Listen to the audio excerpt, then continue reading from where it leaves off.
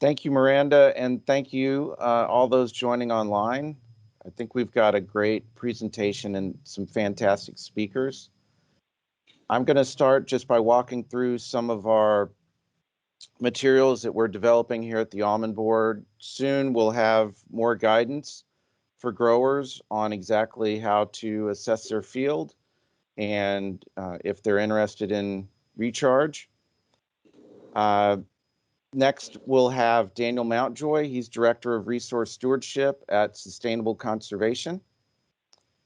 And then we'll have two growers that are practicing recharge in the field, Mark McKean from McKean Farms and Greg Wegis, who's president at Wegis and Young. And both of them will talk about different forms of recharge. Mark is doing more of the traditional flood irrigation in an orchard, and then Greg is doing subsurface recharge.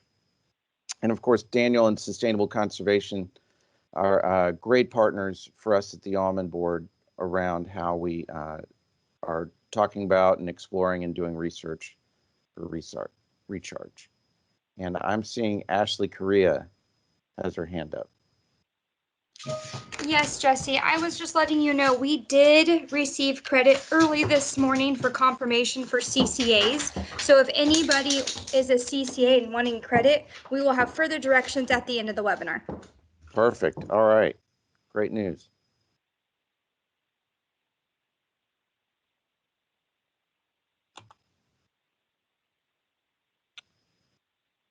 So starting off at the top, what is groundwater recharge? I imagine most people have a really good sense of this. They've probably heard about it in the news or might have a neighbor that is doing it.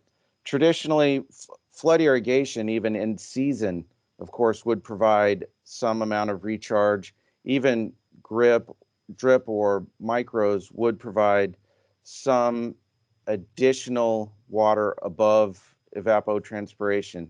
However, when we talk about groundwater recharge, this is intentional application above what comes naturally from irrigation or rain or what might come out through a river.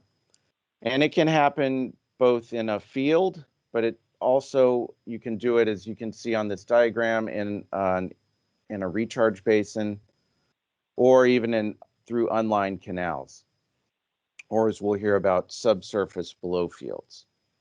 And this diagram shows you a lot of the key sources where we get our rainfall. Right now, we are in the middle of one of these atmospheric rivers. We get big gulps, opportunities for big gulps of water when these happen.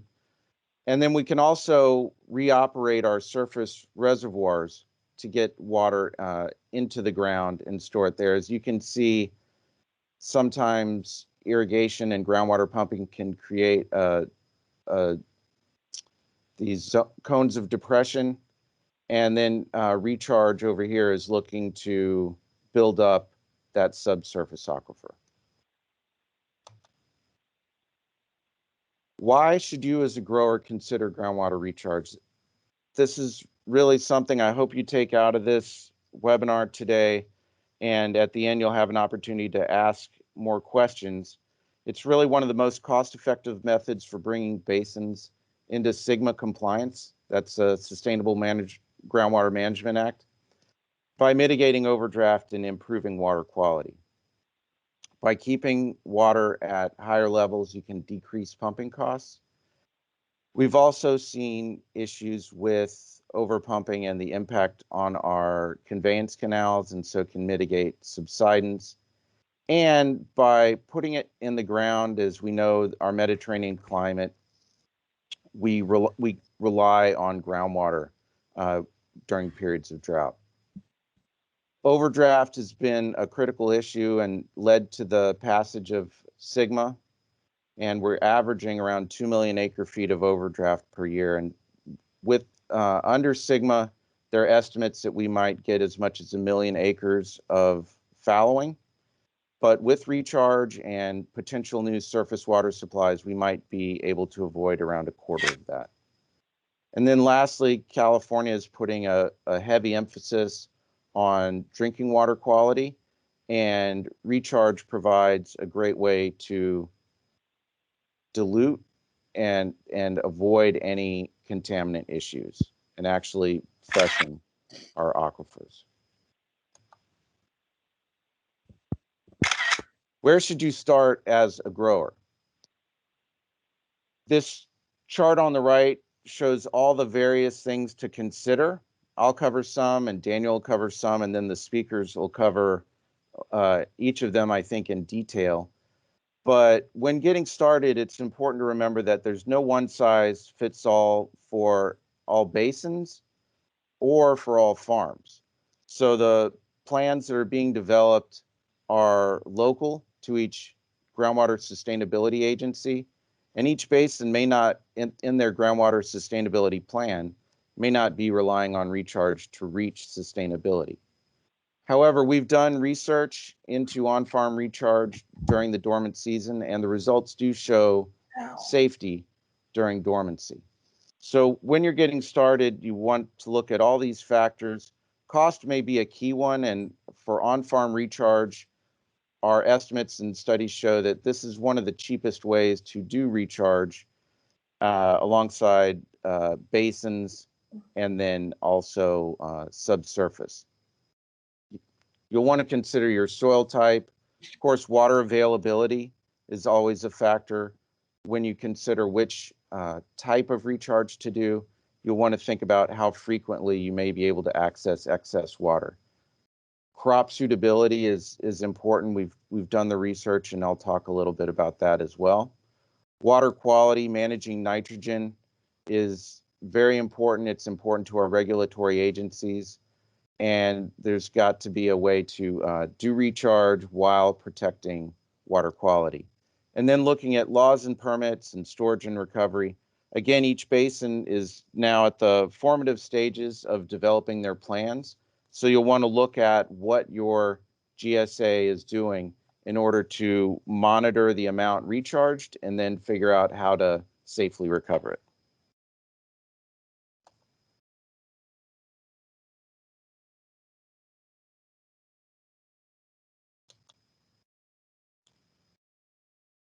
Soil suitability. We at the Almond Board worked with Land IQ to develop a tool, and the foundation of that tool is the SAGB, the Soil Agricultural Groundwater Banking Index, which looks at factors such as deep percolation, root zone residence time, topography, chemical limitations, and soil surface condition.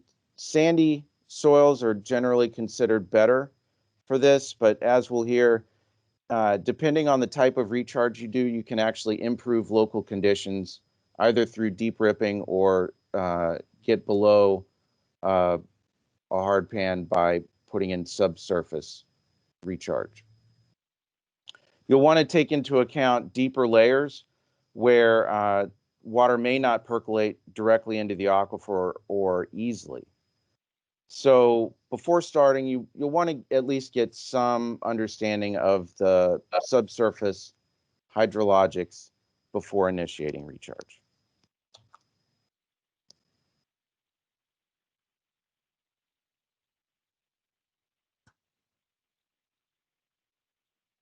Miranda, would you advance the slide, or maybe it's okay. So a great place to start is going to almonds.com/maps. Here we have partnered with Land IQ, and they've developed a map that takes not only SAGB into account, but also groundwater levels, looking at deeper sediment layers, and then finally whether or not a particular spot is within an irrigation district, because areas solely served by groundwater were assumed to not have surface water supplies and therefore access to recharge. And then we took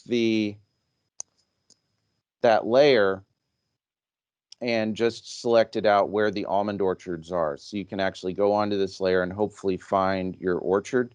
This was done using our 2014 acreage, and we, again, do have plans to update this to show 2020 where all of the almond acres are and their recharge suitability.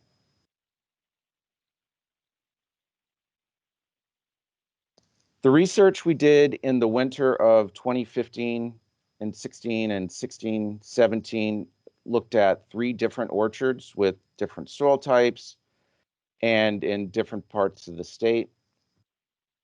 Overall, as you can see in the area in Modesto and Delhi, that we got very high recharge rates for what we applied, as shown in monitoring wells.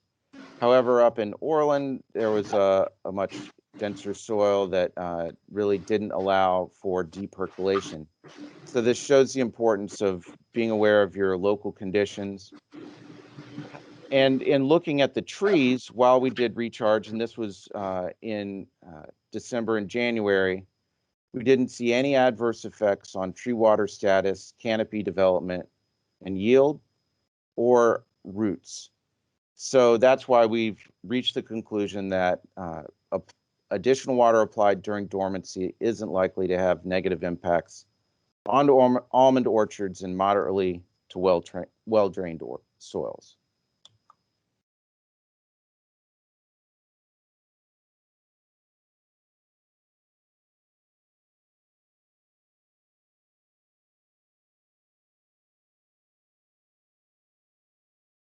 When doing recharge, there are other considerations. One of them are diseases that might be at higher risk with greater amounts of water that would be in a field during recharge. UCIPM has guidance on these diseases. If doing recharge, you should still follow all the pest management and disease guidelines. In particular, these for Phytophthora, Alternaria, and hull rot that may you may be at an increased risk if doing in-season recharge. So Phytophthora, as you can see, is less of a concern in well-drained soils. Alternaria tends to occur in the same locations or similar locations. So if you've got a history of Alternaria, just be aware. And then lastly, hull rot, following the traditional regulated deficit irrigation before harvest, as well as avoiding excess nitrogen, will help you to avoid hull rot. So at this point, I am going to, I've got one more slide. Here we go. So there are other options. Once you've decided you're interested, you've looked at these various factors, there are 3 options that we're talking about today, less so the basins, but you should think about all of those factors as well as cost, because flooding an orchard, it tends to be a less expensive option. It's distributed. The water is already potentially coming there through conveyance channels, and the field is set up to do it. You might have to add berms around the outside or in rows to help ensure that the water gets down to the deeper layers. A basin is slightly more expensive, and the drawback here is that you're not going to be able to grow a crop. But if you have a locally sandy area in your field where it's very hard to hold water, that may be something to consider, taking out that area from production and using it solely as a recharge basin. And then lastly, we have subsurface, which is a relatively new technology. It is an adaptation of tile drains placed deeper into the ground. It does cost more for installation. On a per acre foot, though, it might be equivalent. And the other consideration here is that by putting it deeper in the ground, you would avoid some of those considerations with tree health, and able to apply water later in the season than you might if you were only going to do it during dormancy.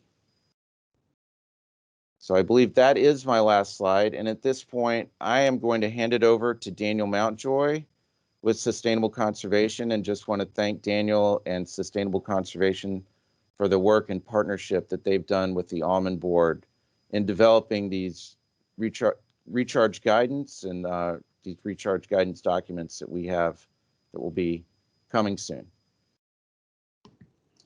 All right, good. Well, I'm going to carry on from what Jesse introduced here in terms of thinking about whether your site's available to expand it to a slightly larger level in terms of what's the context that you're farming in terms of water availability and incentives and rewards to make it worth your time to be involved in on-farm recharge. And let's see if, there we go. So I think probably everyone is starting to hear now more and more about the groundwater sustainability plans that are being developed, at least in all of the highly overdrafted basins. And the plans that have come out have shown significant interest from all of the GSAs in using recharge as a strategy, really the first strategy to apply before thinking about reducing demand and pumping. And in a recent evaluation by the Public Policy Institute of California last fall, they produced this map showing how much acre feet of water the different GSAs are anticipating being able to recover or be able to achieve through recharge. They're showing that nearly 1 million acre feet of water is being proposed through all these GSPs in the San Joaquin Valley. But that million acre feet will only be possible with significant investment in new infrastructure, and capturing of water in the wettest years will require even more infrastructure to take those big gulps that Jesse was mentioning. PPIC is a little less optimistic than the plans and saying that probably about half of that is realistically achievable right now based on the cost of building all that new infrastructure and relative to the value of that water. But there's other things going on as well. A lot of these GSAs and the actual irrigation districts are applying for new water rights to capture more of the storm runoff, winter runoff time periods where they haven't traditionally had those water rights. And with climate change affecting how much snowpack we have, more of that water may be released earlier in the season, and we're going to need to develop methods for catching it when we can. One method that Jesse mentioned on this is modifying our reservoir operations so that reservoirs are not just releasing water when a flood is anticipated, but perhaps releasing some of the stored water earlier in a more gradual manner so that districts and farmers can actually capture that water and store it below ground, and then anticipating this future storms then refilling that storage capacity rather than waiting for the flood levels to release the water. So those are some new directions, and Sustainable Conservation is actually working with the Department of Water Resources in the Merced Irrigation District to model some of those benefits of can we actually have more water overall by managing our reservoirs better with informed forecasting. So given that all these changes in water, securing more surface water, then the question comes down to how do you have access to that water for recharge? And of course, if you're already using water for irrigation, you have conveyance infrastructure in place to capture water for recharge. The question really comes down to timing. And this is again a Merced example, but looking at the historic variability of our water in each water year type. The orange on this graph shows how much water has historically been diverted within the Merced Irrigation District during the winter months of November through end of February. Obviously not very much. The darker green shows how much could be conveyed using existing conveyance capacity. And that means all of that water could be captured through the canals if farmers and district structures were there to recharge it. So that's really what we're talking about in the short term. And then the taller bars on this indicate there's that much more water that we need to build infrastructure for to capture it if we wanted to move that out onto the landscape and recharge it as well. So a lot of potential with recharge, but only in certain years. Which then brings us down to, in a very wet year, how is that water distributed? And looking at the monthly variability, what we see is the winter months when almonds have been shown to be most suitable for recharge is really oftentimes not the wettest portion of the year.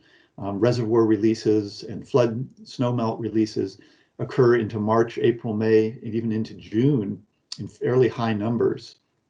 As we get into the irrigation season, the canal's capacity is more constrained because irrigation water is being delivered, so it's less easy to catch that. And then, of course, on crops like almonds, when the ideal time for recharge is in the winter, means we don't have the capacity to capture all that water. Certainly, once the bloom starts, no one's recommending doing recharge during the bloom. But as you'll hear, I think later from Mark, it is possible to come back in again in April, perhaps May, and consider doing recharge in lighter rates during those months in certain situations where the soils are really well drained. Some farmers have done that, though the research hasn't yet documented the safety of it. So thinking about the timing is going to be really critical to capturing the amount of water that the GSAs are anticipating. Let's see if we can advance it here. There we go. The amount of land where we can actually put water is also constrained by irrigation delivery. So this is looking at the Merced, and the area in pink is where all the water can be distributed given existing infrastructure and canals. But when we look at the entire Merced subbasin in the image on the right, the irrigation district is the white portion here in the middle. But all the surrounding lands, much of which has additional agricultural activity, including almonds, has no surface water delivery. And it's those lands that are most at risk under SGMA from having pumping restrictions. So the importance of lands where you can do recharge goes up, and the value to all of the lands, the agricultural lands in a basin, are really greatest from those fields where you can do recharge. But not necessarily every field in the district can do recharge either. So what we see in the next slide, if Miranda, if you can, for some reason it's not advancing. Yeah, this shows the reduced acreage where there's actually the combination of water access with canals, site suitability with the soils and geology that Jesse showed earlier, as well as crops that are suitable to put water on during the winter months. It shrinks down that footprint to even a smaller number of acres that the entire basin and all the farmers in it are going to rely on for achieving the recharge goals that the GSPs have set out. So if you happen to be one of those farmers that has the capacity to do recharge, a question that probably comes up is, why should I invest in recharge, perhaps purchase water to do recharge, and yet the benefit of that will go to the entire subbasin? And some folks, recognize that value. Others may ask themselves, why should I do that? And how can there be some sort of compensation for the benefit that you can provide from a suitable acreage with the right soils to everyone else? So the next slides I'm going to share with you are discussions about some types of incentives for private landowners doing recharge that several irrigation districts are already starting to explore and will likely be built into their groundwater sustainability agencies. These come into several categories: financial incentives, pumping credits, leasing options, and then public cost sharing. On the incentives side, with financial incentives, Arvin Edison district has offered their growers $30 an acre foot to do recharge on fallow or private basins. So that's a direct payment to the growers to do the work, cover their costs, and then the water then goes to the benefit of everyone in the basin. Other districts are doing discounted water, either reduced price or free water, to encourage growers to take that water. And some of you may be in those districts where they've offered those kinds of programs in wet years. And I'll come back and give you an example from Madera Irrigation District that offered free water. Others are doing pumping credits. For example, in semi-tropic in 2017 and 2019, growers that were willing to do recharge on their lands were delivered water, and for every acre foot of water that you recharged, you would retain pumping credits to half of that. You had to pay for the water that went to your credit, but you would then have a greater capacity to pump water than a neighbor who chose not to do recharge. So that's another way to actually secure greater reliability during dry years, that you'll be able to pump water out in excess of what the GSP might otherwise allocate to every grower across the district. And then North Kern has developed a leasing option where, if you're in transition between crops, for instance, you've just pulled out an orchard, and prior to replanting, they will offer a lease option to you as a grower to not replant. So you can earn some revenue on that acreage for varied periods of time, and use that land and commit to using that land for recharge. So you get both pumping credit from the recharge, the financial incentive from the leasing, and contribute to groundwater replenishment in the basin. And then most recently, the Natural Resources Conservation Service, a branch of USDA, is working towards developing a cost share program. Probably won't start till the fall of this year, and that'll pay for both for individual farmers to do on-farm recharge, as well as to build recharge basins, private basins. And those programs may be available directly to farmers or through your irrigation district signing up for it. So several interesting strategies to reward you if you happen to be on lands that are suitable to recharge.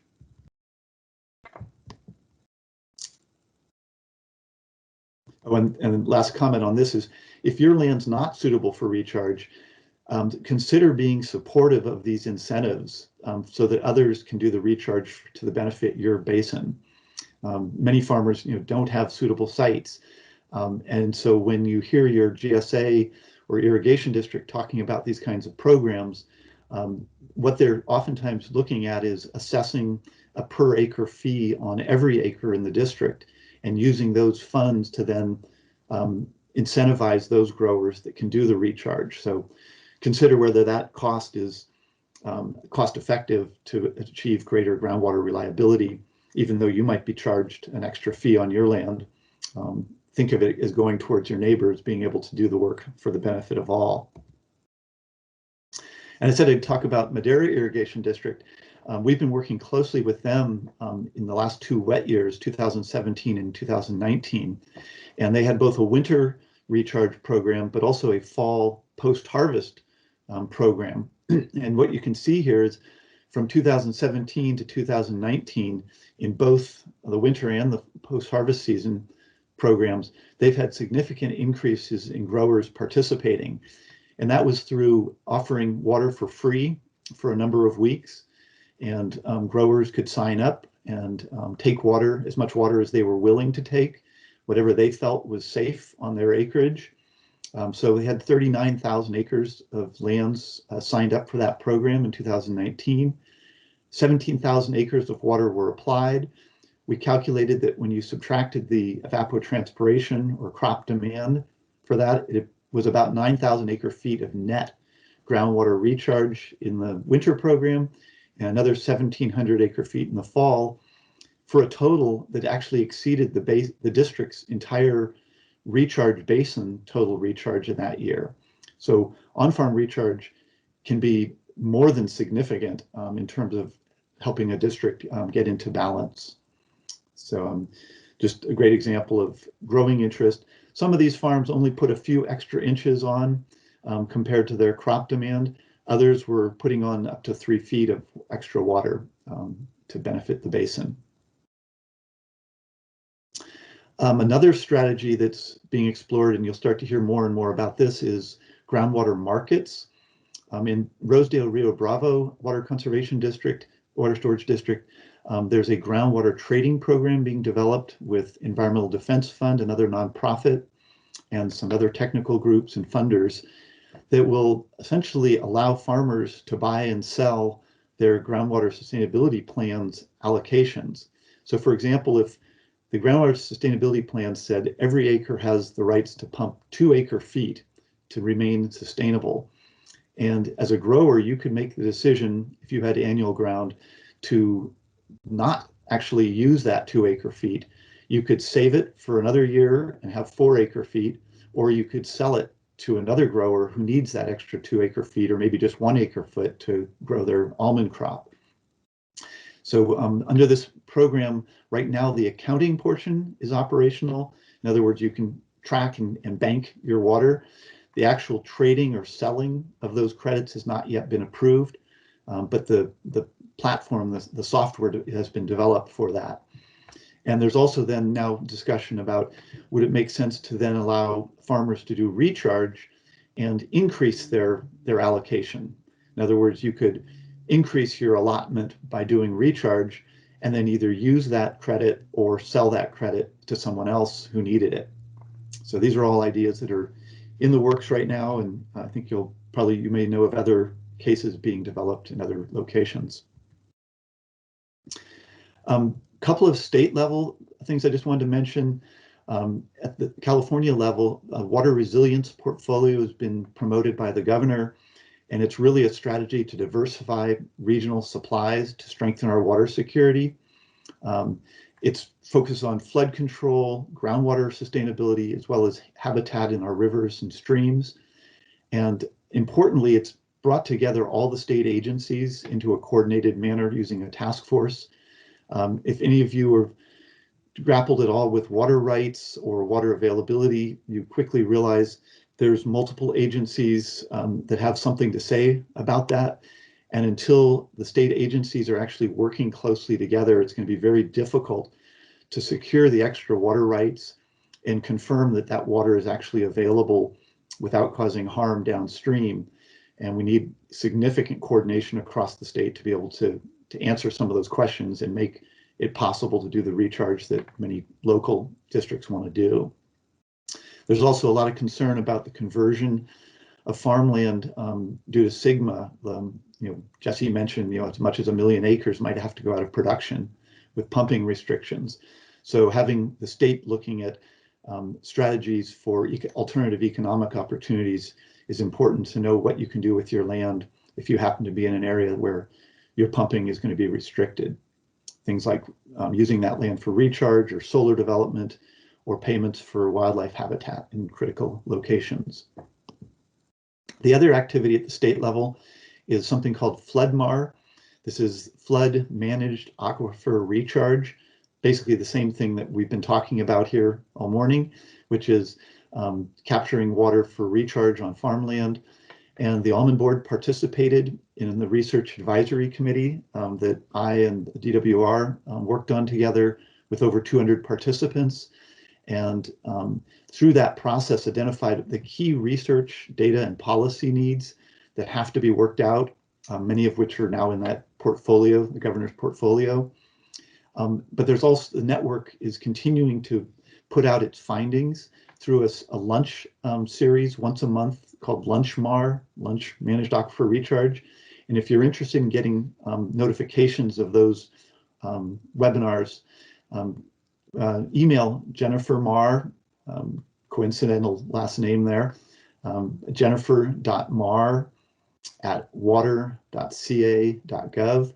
And you can get notifications of those workshops, and just a great place to find out what's being developed, what scientific knowledge there is, what policy changes there are.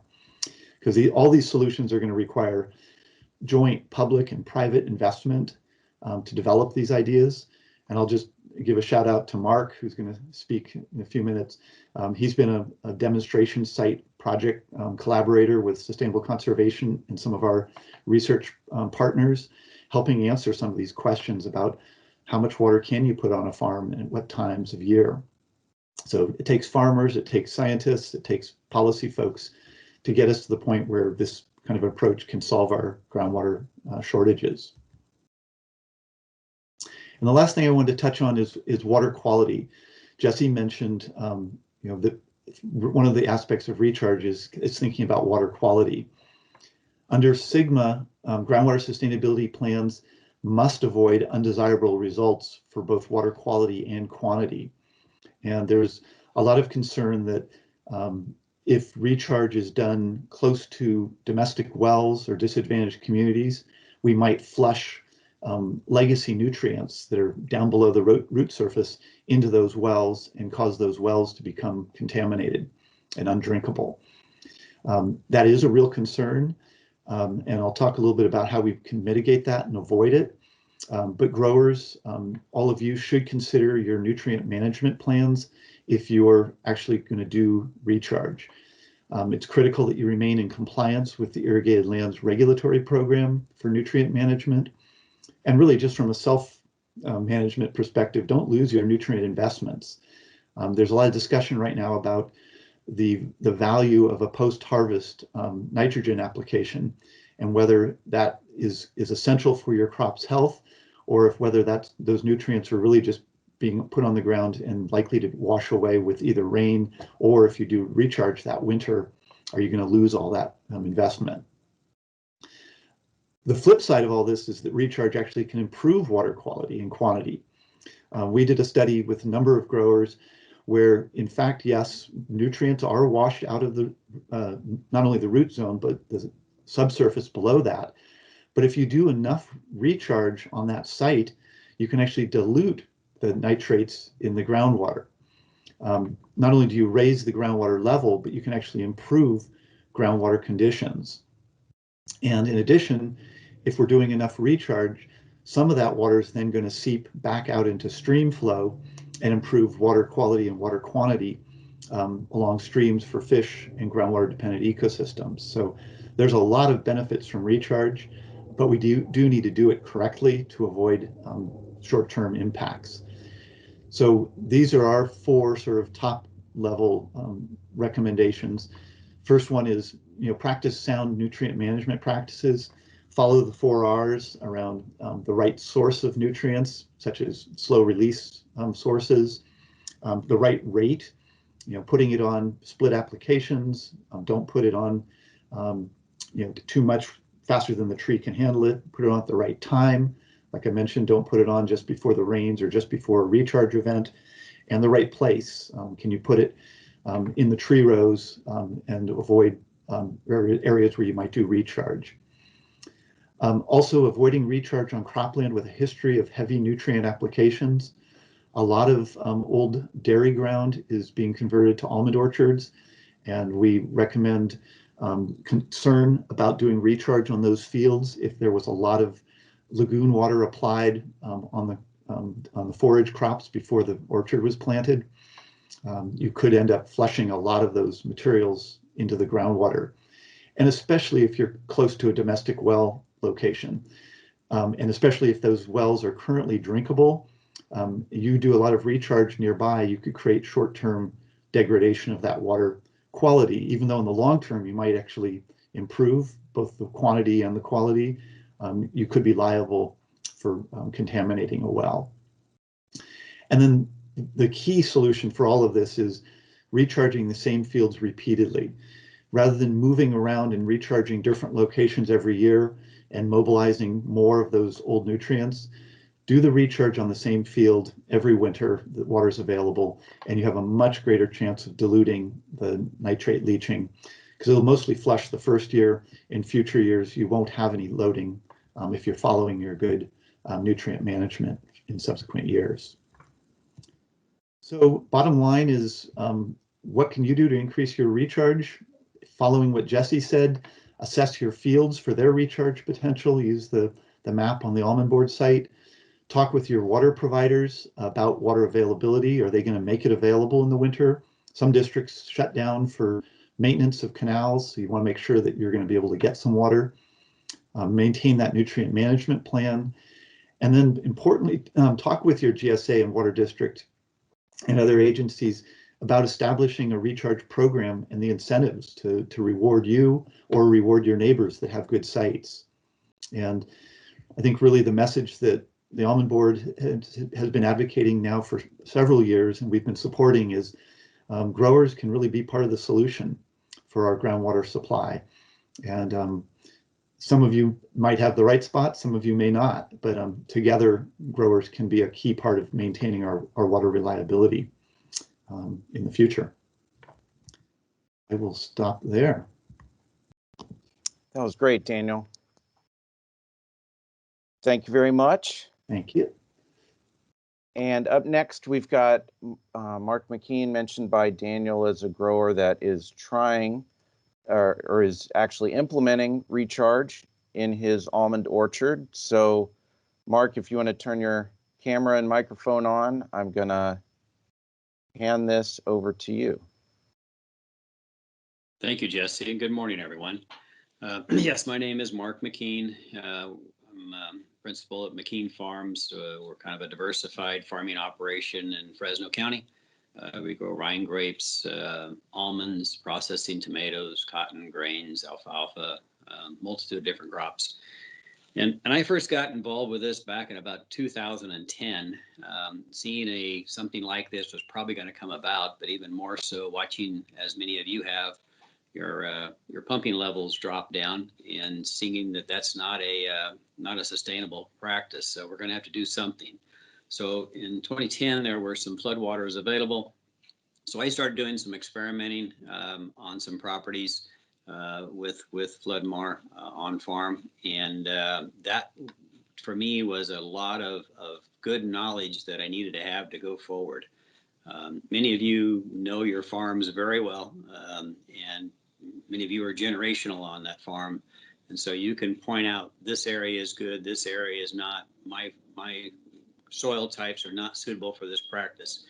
And don't get me wrong, as I start, I would caution you, I have soils that I grow almonds on that it would be an absolute waste of time and a detriment to try this process on.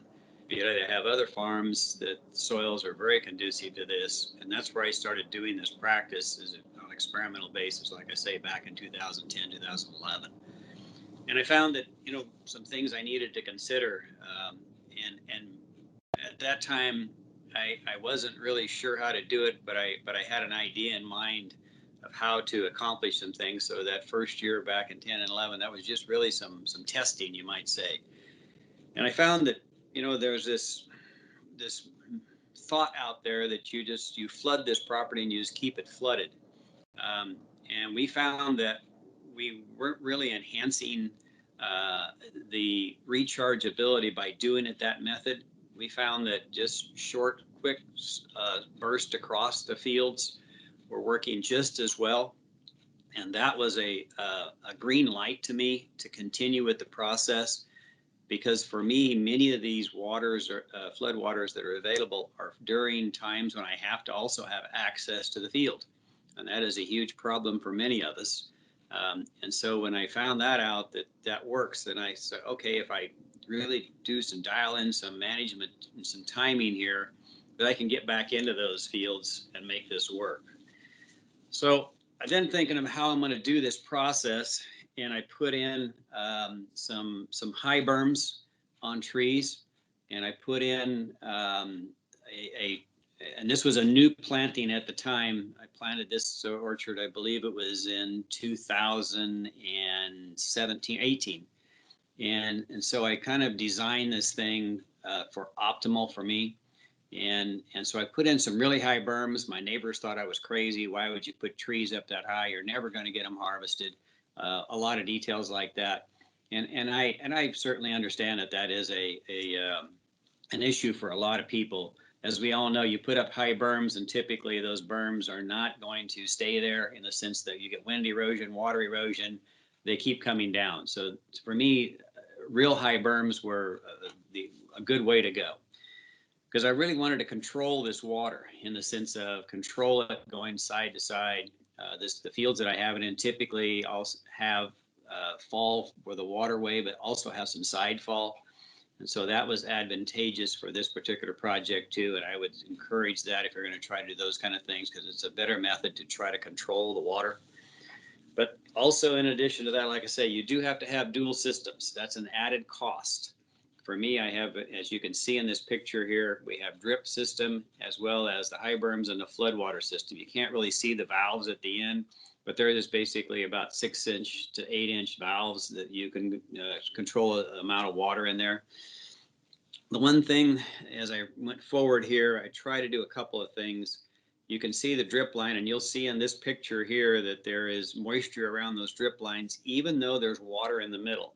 And so I took the advantage here. I took the thought of, I'm going to meet my plant ET through that drip line, and any water that I put on in the middle of this furrow with flooded type of irrigation is added and therefore recharged.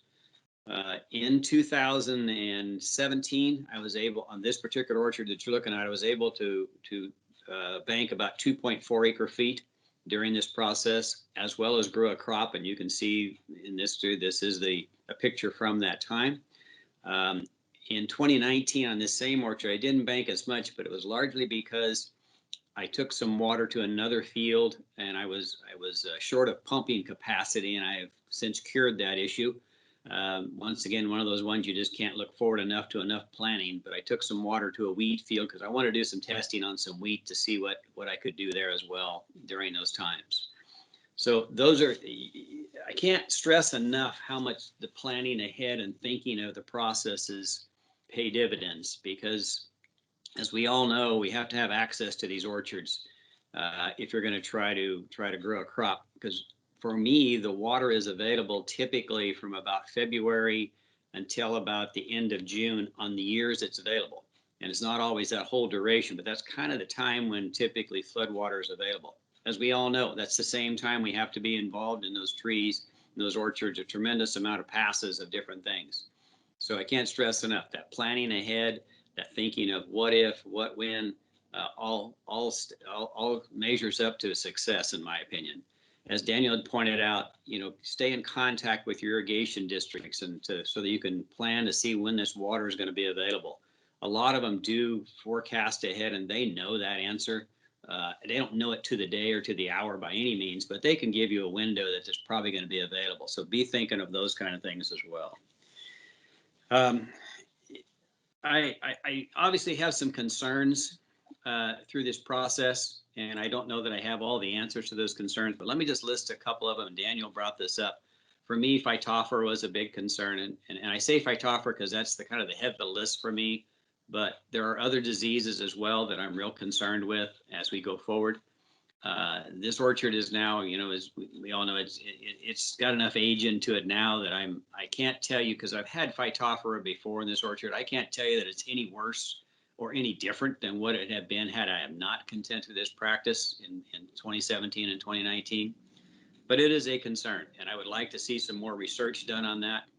And I would like to see research, particularly as it relates to possibly rootstocks, that might be a little more forgiving for these types of heavy water things, heavy water times. And I don't know if that's possible, but that's something I'd like to see some work done on. I'm a bit of a worrier in the sense, though, my second real concern is related to what State Water Board and water quality people are going to say about this practice. I'm concerned that if we don't prove up in front and get in front of the question with an answer, and that is how much nitrogen we're leaching, we could have some problems as we go forward in this event. So I have advocated and worked with Sustainable Conservation on doing some preliminary work as to nitrogen leaching. And I think that we need to do additional work. Every site is going to be different. And I think the more inventory we can get of results of what's going on, we're better off. For me, I have changed my practices in the fields that we're doing this recharge in. And in the fact that we all know that UC guidelines have us put on about 25 to 30% of our nitrogen needs in the fall. And these fields where I have available for recharge, I am not doing that. I'm backing it off to just say 5 or 10% in the fall. And then with the intentions of I'll make that up in like February, early bloom time. And even though I don't want to, maybe I'll be putting some water on then so I can get my nitrogen on. So there is give and takes to this process. I'm not going to tell anybody any different. There's a lot of give and takes in this whole thing. But you have to be considerate of the fact that if you're really going to try to do something about this, you got to take some risk. So this is a form of taking a risk. But anyway, back to the nitrogen, I can't stress that enough that we all need to be cognitive of the fact that we got to figure out how that this is going to work for us or not in the long run. And that is one of the answers we're going to need. So I would fully encourage any of you who are thinking about this process to also get your farm advisors And I'm on board and encourage them to put some resources out there to try to get this answer, because that is something that could put a halt to this thing real fast if we're not careful with this. I'm not saying that this on-farm recharge is for everybody, as I mentioned, and nor am I saying it's the only tool. As we all know, there are a lot of different tools with this. Greg's going to talk about another one here in a minute or two. There's also dedicated farm or recharge basins. And I don't think that any one of these tools is something we need to say is the best, because all of them are the best. It depends on which one works for us. And each of us has to evaluate what works for us. And some places, obviously, there is not any way that you're going to get much recharge. If you have heavy soils that run very deep, even dedicated recharge basins are very limited in their ability to recharge. So you have to figure out what's going to work for you. And sometimes, as Daniel had mentioned, it's collaborating with other people and other districts to go in and help with a process that maybe you don't think is going to help you, but it really is going to help you. Your GSAs, I'm sure, are all coming up with different projects that are going to help with the overlying problem in the whole GSA. So maybe there's ways that you can participate in that methodology as well. So anyway, I just wanted to kind of tell you a little bit what I did, and I think that kind of sums it up. I'll look forward to the questions, but at this time I'm going to hand it over to Greg, and I think you're going to take it from here and talk about your projects.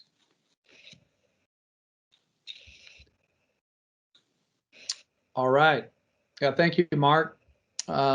Let's see here. I requested control and there it is.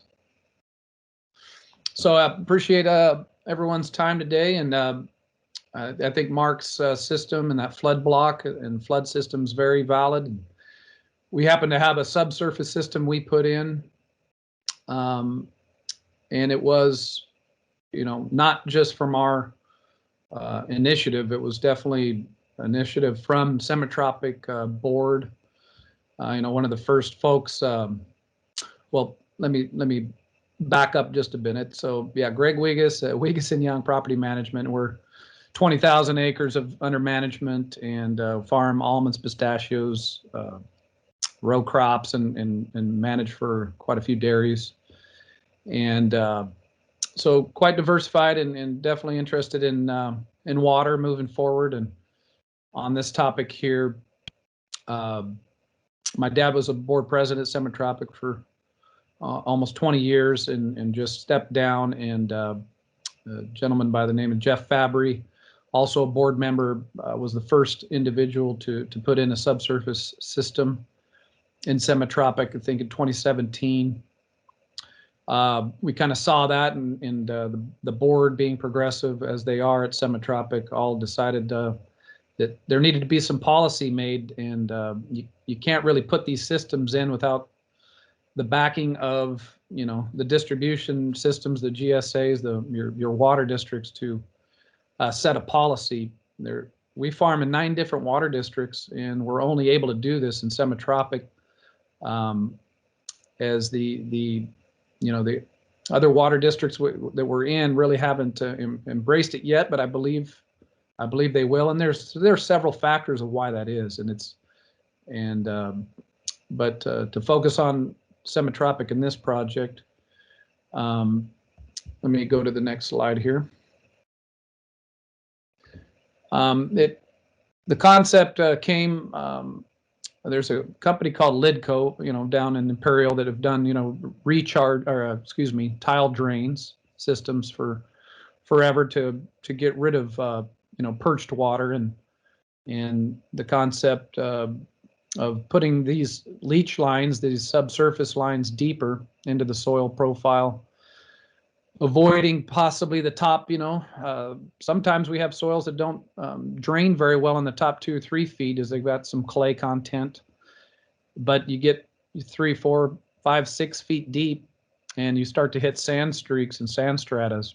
And in particular, our field, this 40-acre block that we decided to put it in, was you have to do it before you plant the tree. So we wanted to plant almonds on it, and we knew we had to get the system in before planting almonds.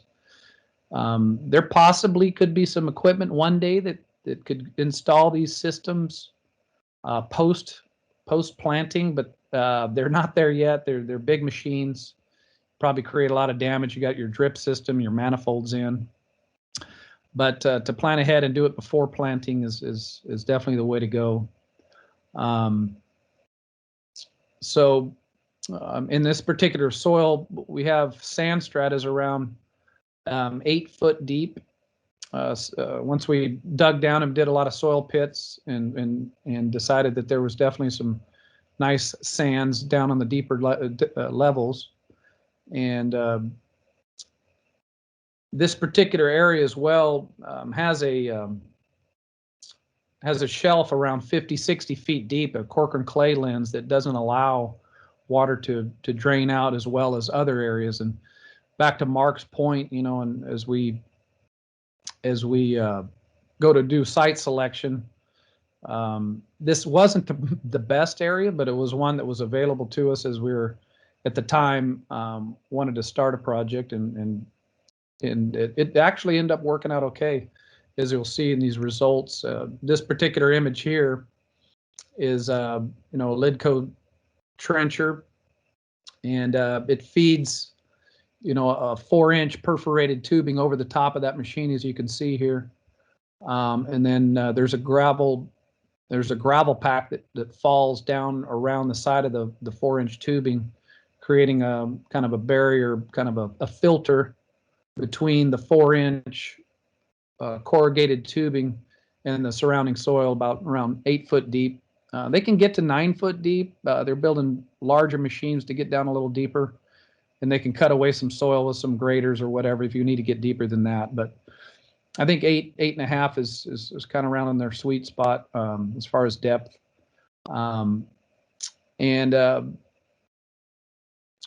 Basically able to take district water, surface water supplies, and run it through our filters. Since we're putting these 4-inch tubing down deep, we need to put clean water in. And the beauty of putting it underneath an orchard, you already have the infrastructure there. So your filters, energy pumps already in place, so it's not an extra expense. So our particular field's right off the Semi-Tropic District Canal, and it's just a lift pump. And we lift, in 2019, we did some banking. And there was water that was able to be brought into the district through a purchase where we were able to pay for our 50%. We paid for the water supply and the energy cost, around $15 an acre foot, $20 to run it through the filters, to pressurize it and clean it through the sand media filters and up and over a concrete stand into the system. And we're able to keep up, the board decided to let growers participate 50% level, and then the district bought the other 50%, paid for all those costs, and kept that water. And that was in a water purchasing environment. Now, what we're hoping for is, Article 21, unallocated water supply. And that's where we could keep 90% of the water. So unallocated Article 21 water is the hope, in the big flood years is sustainable. Daniel mentioned some of those real peak years. That'll be when we really get the bang for the buck. We pay for, the water, but the water at that time, oftentimes is $60 an acre foot in combination with the pumping cost of 15. So maybe you're only going to have $75, $80 an acre foot of cost into that water. That's probably the most ideal, but we know that'll only come maybe one out of every 7, one out of every 10 years. So, spending, $2,400 an acre is what we spent on this system. And that all depends on your spacing and how often you want to put a 4-inch, perforated tubing. We chose to go every 96 feet. So it's dead center between 2 almond rows every 96 feet You know, we have 24-foot rows of almonds, so every fourth row we put a leach line. You could probably go more intense than that and close and maybe let's go to the next slide. Well, that's another picture of an install there. Go to the next one. There's the concrete stand. Okay, here's a graph of what we actually recharged in 2019. So the red line is the cumulative volume recharge per acre foot, and the blue lines are the acre foot per day. So the daily volume. So this particular system's 1,500 gallons a minute, you know, running through a sand media tanks. And we just did a series of valving, you know, that we have 2 different flow meters, one going to the field, so we know how much water we're applying to the field, and one flow meter that the district observes and we observe going into the subsurface recharge concrete stand, as you kind of saw on the slide earlier. I'm sorry we blew by that one, but so 1,500 gallons a minute, around 5 acre feet a day is what we were able to recharge, and you'll see these gaps in between these recharge events. There's 2 reasons for those gaps, where the blue line's in and they're just blank space there. We just couldn't recharge every day. One being the availability of the water to bank, and then the other was our issue of having that Corcoran clay layer lens. We were actually building, once we started recharging, we saw our the depth of the standing water levels increasing, rising to the surface, and had to shut off for that purpose as well. So not an ideal place to do this, but as you can see over time there, over these 3 main events, you know, we on 40 acres, this is a 40 acre block. So we recharged 380 acre feet on 40 acres, which is, you know, close to 10 acre feet per acre, maybe around, you know, 9 point something. So 9 feet per acre, you know, over a 2 to 3 month period is pretty good. And the beauty of that was, you know, it never interfered with any of our cultural practices. We don't have to worry about the nitrogen leaching, as, you know, we irrigated on the surface with our drip system, our dual line drip system, as normal, and then injected in the same system subsurface 8 foot deep in between the tree rows, so quite a ways away from the root system. Almonds having a shallower root system, so definitely not having to worry about the roots tapping into that moisture, especially when you have these sand streaks. We had 2 monitoring wells also, so we could measure and that'll be on the next slide, that kind of shows our depth to water. If we go to the next slide. So the red line here is our depth to water. As you look on the far right, you can see, you know, 50 foot deep, 40 foot deep, 30, 20. And as we recharge, you could see the increase in water depth from the surface. We almost got close to 10 feet. That was kind of our, you know what, once we get close to 10 feet, let's shut down and let it drain back down to 20, and then kick it back on until it got to 10 again. And pretty much at that time, we just didn't have any more water to recharge anyway. And so we shut the system off, and basically the system was matched pretty well for, you know, we were going to do an 80 acre system, but that would have been an overspend. So we got, because of our pumping capacity is 1,500 gallons a minute, 40 acres was plenty. If we had done a system for 80 acres, because the field's 80 acres, we just put the system under half of that field. Because of our pump capacity, we would have overbuilt the system we would have needed 3,000 gallons a minute on the 80 acre block. And we could do that. We could bring in, and you could, as a grower, bring in temporary pumps, temporary filters. And even though your system's built for 80 acres for 1,500 gallons a minute, bring in, you know, extra pumping capacity and do the whole 80. We just decided to our first go not to get too much money wrapped up into infrastructure, and anyway, it worked out well. But not to worry, you know, all of our cultural practices are a big deal. You know, that this same time you're trying to get in and do your winter herbicide, you know, your pre-emergent herbicides and your SOP applications. And as Mark mentioned, there's just a lot of cultural activity always going on, and not having to worry about that is a really cool feeling when you're out in the field with crews or equipment, or, you know, doing your normal practices and knowing you're recharging groundwater underneath you. It's just I don't know, to me, it's being a water geek and an agriculturalist, it's a great feeling.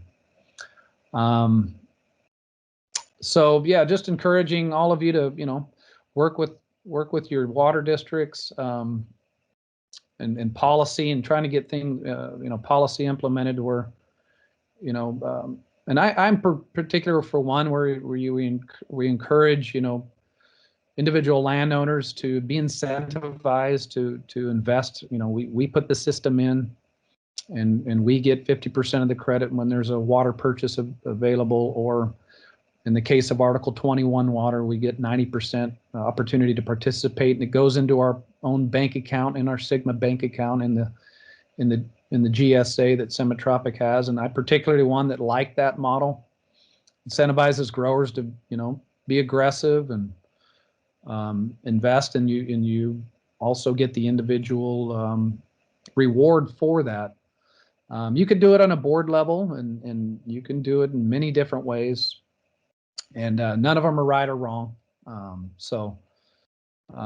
Just, we've all talked about how important it is for all of us to increase our ability to take on water, and this is one of them. And you know, and not have to worry when you have to do field work, and it doesn't hold you back from recharging, or have the ability to recharge is a pretty great tool. And you'll spend anywhere from, you know, $1,000 an acre up to, you know, $4,000 an acre in these systems, depending on how, you know, how far apart your laterals are. And ours at 96 feet apart was around $2,400 an acre. And you could make that investment, and we could have sat there for 3 to 4 to 5 years until we received the ability to pump back. So you put it in, and knowing that one day the water's going to come, but you don't quite know when. And that's an issue for a lot of folks. And, you know, we talked about it in our boardroom, going, okay, what's the return on investment of this? And, you know, you put it on a spreadsheet, and it's kind of hard to run the numbers, because you just don't know when that water's coming, or how much is going to come, and how many acre feet you're going to be able to bank in those events. So there's a bit of a risk there versus a flood system where you're not having all that capital outlay. I would also say, you know, we've put in some surface basins too, and you'll spend, you know, putting in good surface basins with big berms and moving all the dirt. I mean, you'll spend anywhere from $5,000 an acre to $8,000 an acre too to do, you know, surface basins, and to spend $2,400 underneath, you know, ground that you're farming on is a pretty economical way to do it. So in our particular farm too, we were farming wall to wall, you know, 100% permanent crops. So we didn't have a lot of open land either. So that was another driver. If we had open land, it still makes sense, because we're still able to bank a lot of water in a smaller footprint because of the sands underneath the surface. We've seen surface ponds, basins, you know, seal up with silt. They start off doing well, you know, recharging half an acre foot a day or better, and then kind of fall off as the silts come in and seal up the surface. You know, by running it through the subsurface system and a set of filters, the sand media tanks do filter out those silts for the most part. We do know that some silt will get by. Lidco that installed the system, we will be able to clean these tile drains out. We've only recharged once and had success and didn't see any issues. If you're recharging all the time every year, these systems are new to where we don't know the longevity if we would ever silt them up but we do believe, you know, as we run our drip tape and our drip hose, we have to flush out every once in a while and these, you know, in the surface area, the more surface area you have out there, the more silt you could probably take on without really plugging up that gravel pack that is around that 4-inch corrugated tubing. So a lot of unknowns there for the longevity and how well we can clean out and will they silt up over time even though we have sand media. But we right now, I'm not very worried about it. I'm not very concerned. I think we're going to get many years without issues. And I'm not sure, is there another slide here? Let's see, is that the tail end of it?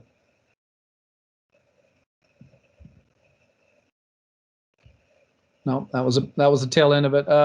Anything else? I don't really have any other comments. I think that about does it. Greg, really appreciate having you on. Fantastic information. It's such a pleasure to have top experts in the field being so generous with your knowledge and your time. And just want to thank both you, Mark, and Daniel for this great information in what really is a new area of research and practice. And we're going to keep returning to these topics that all three of you brought up today. And Mark, appreciate your comments about needing new research, and certainly we'll take those internally and look to communicate out the results of our research in upcoming guidance documents. So encourage everybody online to keep an eye out for those. Was directed to Mark, and his question was, what have been Mark's experiences with yields in orchards where he's applying recharge between February and June? Yeah, I've not seen any yield loss thus far. One thing that I will be honest with you is I've noticed that I've lost a few more trees in there than what I would like, and I think that's because it does have a heavy crop on it, even though I tie them and all the other things. It gets a fair amount of tree splitting. So I'm not going to tell you any different than that is one of my concerns. But as far as yield, that field last year yielded 3,600 pounds. And so I don't see a problem with that. All right, thank you. This next question I think applies to all four of you guys. Similar to what Mark described, is it possible to direct inject available surface water through abandoned or soon to be abandoned wells? That's the first part to this question. I guess I know a little something about that. I know there's a permit. If you're ever gonna, one thing about surface, subsurface injection, like what we've done and others, is that the ground, it's only 8 foot deep, and so we still have that gradient, that filtration, that natural filtration between the surface and groundwater. And to my knowledge, there's not a special permit, and I wish somebody might on this call know the name of that permit. But once you start injecting surface water down through a well straight into the aquifer, definitely need new permits. But and I think you have to go through DWR, and probably your water district's going to have to. And I guess they're not that easy to get. They should be if the water's tested and the quality is just as good, and there's no real chance for contamination. But there's definitely a whole nother layer of permitting involved in that. That's right, Greg. My understanding is if you're putting it into a level of the soil like you're doing, where you still have soil able to absorb and basically bioremediate whatever you're putting in, it's not a risk. But if you're putting it down close to the aquifer, like in a well, you actually have to meet drinking water standards for that injection. So it significantly raises the costs of the filtration and treatment for injecting it that way. So, and that is State Water Board policy. Yeah, if I could just add to that, our irrigation district was going to look into that, but not in as to wells. We were just going to put in some basins off the side of our canal, but just basically putting in a conductor pipe. And we looked into that, and regional and state board laid some applications and some fees and some stuff in front of us that basically said we had to do an EIR and all the rest of the stuff to go anything beyond 12 feet deep. So I just caution you, if you're thinking that's going to be an answer, you may want to check in with some people before you get too far. All right, great. This next, going off of that, there's a suggestion, or drill a 40-foot to 80-foot hole, 2 foot in diameter, filled with large rock and gravity dump available for surface water. It's the same. It's the same concept. I mean, that's a reverse. That's a reverse well, and I think Mark's right about the depth. As soon as you go past what's considered sort of biologically active soil, then you're really facing intrusion into the drinking water levels. So the regulations change there. That is exactly what you just described is what we were going to try to do, and we got stopped. Okay, thank you. Then we have our next question is there any funding available to create a recharge pond? So I would just say that I know NRCS is developing an incentive program for recharge, although they have not come out with the guidelines. I don't know if they will have some options for a small basin. But Daniel, if you've taken a look at those draft guidelines, maybe you could respond. Yeah, like I mentioned, there's 2 practices that they plan to fund. They haven't yet set as you said, the detailed criteria, but one is for spreading water on the field, similar to what Mark has done, and then the other is to build a recharge basin or recharge pond on private land. So yes, that will be funded is the intent. And my understanding of the process is that they are compiling costs right now, determining what kind of cost share level they would offer, and I think the options they're going to have are that an individual farmer could apply, or an irrigation district could apply and secure a larger pool of funds as part of a recharge program, and that the district then would prioritize and rank those growers that applied to put those projects in, and based on some criteria of site suitability would then allocate, say to NRCS, please fund these projects. So the district might get involved, or you could do it individually. I might just add to that, if you have a project that you think is viable, it's not just you that thinks it's going to be viable. You might check in with your GSA and or your irrigation districts, because those are perfect partners that love to want to talk to you about that very idea, and might also be willing to do some cost sharing. Good point. Yeah, I mean, I think the place that GSAs are at right now is many of them have stated in their first GSP that they're going to do a number of management actions or projects to achieve recharge, but they haven't specified where and when, except for the larger district run projects. So I think Mark's exactly right. If you've got some projects that are going to come up as more cost effective, perhaps, than some of the larger infrastructure they might be planning, if there's a number of growers willing to do that, it may reduce the cost to the district of managing it as well. So get your ideas in. Awesome, thank you guys. Are there any other questions? Feel free to unmute yourself and ask directly, or you can drop them in the chat as well.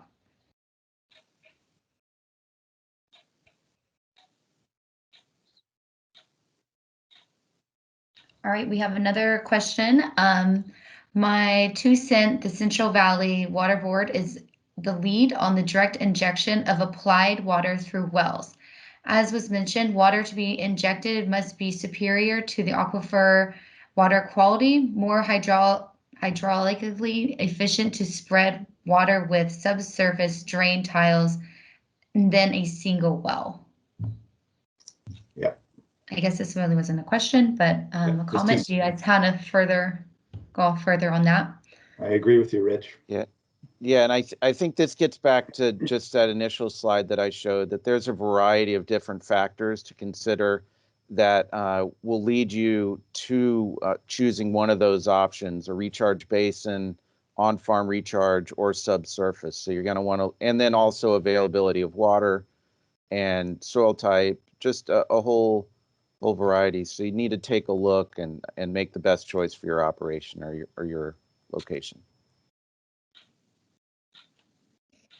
If I would, you mind me making one more comment?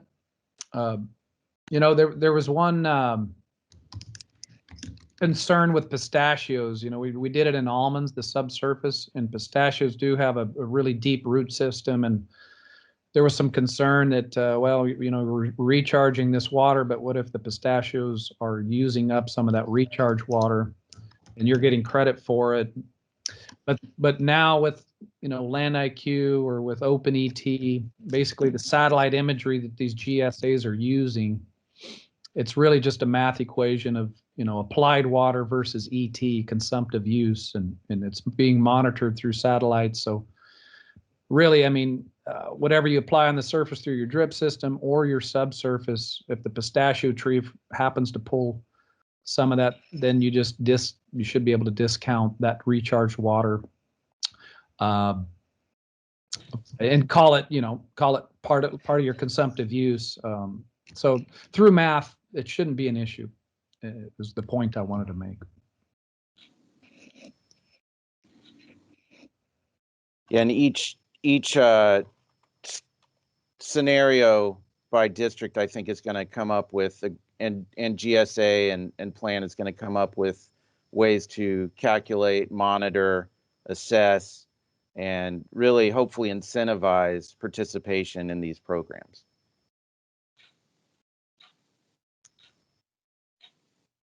So I posted one more link in the chat just to our online tool that provides an initial way to assess your suitability. I think, Miranda, we're getting close to time. If not right there, I see somebody asking about our YouTube channel. If Yes, let me find the link for that. Ashley, are you still here? Yes, I am. All right. Do you want to do you have the QR code handy? Yes, let me see. Give me 1 second. Let me see if I can share it. as we go to the CCA credits, again, I just want to thank all of our speakers and thank the Almond Board staff as well for the work putting this together, and encourage everybody just to reach out to our field outreach team or my email, jroseman@almondboard.com, if you want to follow up on any of the details that we've been talking about for groundwater recharge.